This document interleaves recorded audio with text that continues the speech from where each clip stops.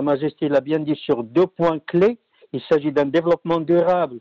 Donc, la préservation d'abord de la nature et mettre l'être humain, parce qu'il y a la conscience, et mettre l'être humain au centre de tout le travail et de l'importance vraiment primordiale. Actuellement, malheureusement, par le profit des actionnaires, on cherche, par exemple, au détriment si vous voulez, de la nature, le ravage de la nature qui a créé, par exemple, l'échauffement climatique et toutes les conséquences.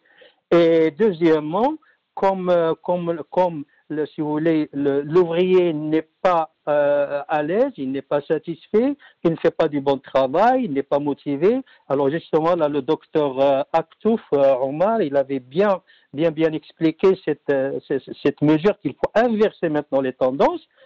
Donc, il dit qu'il faut réconcilier la nature, l'être humain, et avec la nature et l'être humain, c'est à ce moment-là chercher qu'est-ce qu'on peut faire de mieux pour gagner de l'argent. Alors, pour atteindre cet équilibre justement, et mettre l'humain au cœur donc du nouveau dispositif de l'entreprise, est-ce qu'il faut généraliser le télétravail? Est-ce que cela s'impose de manière systématique maintenant, d'après vous, dans ce contexte?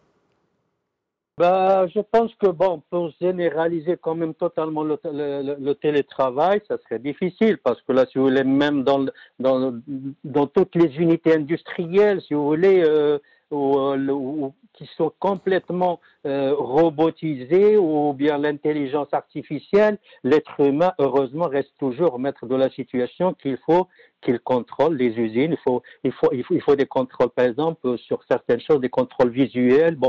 Et là, pour nous, à notre point de vue, le télétravail, il va être très important, il va prendre son importance sur certains secteurs, les secteurs par exemple les IT, les secteurs de la formation, le secteur aussi par exemple pour les téléconférences, nous-mêmes on l'utilise maintenant pour le conseil, le consulting.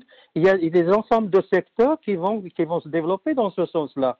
Mais pour les services, pour nous, c'est encore difficile.